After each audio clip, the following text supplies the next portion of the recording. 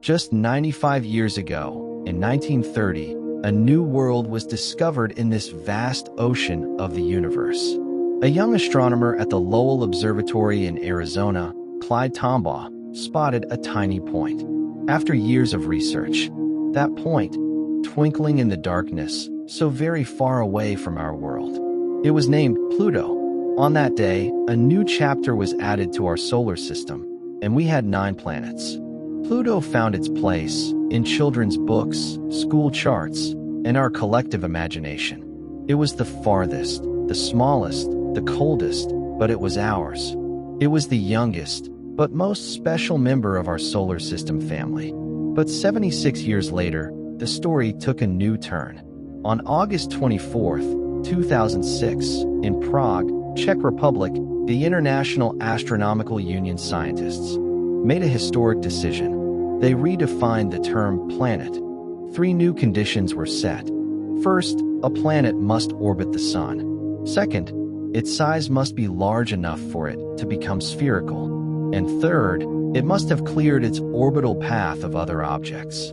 Pluto met the first 2 conditions, but it failed the third. Its orbit crossed Neptune's, and its path was filled with many asteroids and other celestial bodies. It wasn't alone. And just like that, Pluto was downgraded from a planet to a dwarf planet. This decision sparked a global debate among astronomers and the public. Was this just a change in name? Or was it a change in the way we think? For a long time, Pluto was considered a cold, lifeless rock. But in 2015, when NASA's New Horizons spacecraft flew past it, it challenged our perception. It showed us something no one had ever imagined. Pluto's icy surface had towering mountains of ice, up to 3,500 meters high, as massive as the Himalayas. There were huge plains of frozen nitrogen, which are now known as Tombaugh Regio. This plain was shaped like a heart, as if nature itself had given it a symbol of love. Its largest moon, Charon, is so big that the 2 of them orbit each other, like 2 partners dancing together. This isn't just a dance. It's a relationship that shows us that even if something is small, it can have an entire world of its own. Pluto is not a dead rock. It's an active world. Methane gas and nitrogen ice are present there, and it even has a thin atmosphere. There are also ice volcanoes, known as cryovolcanoes, that bring frozen material to the surface. If you're watching this video, it means you truly value our effort. If you like our work, please subscribe to the channel so we can continue to bring you more incredible videos.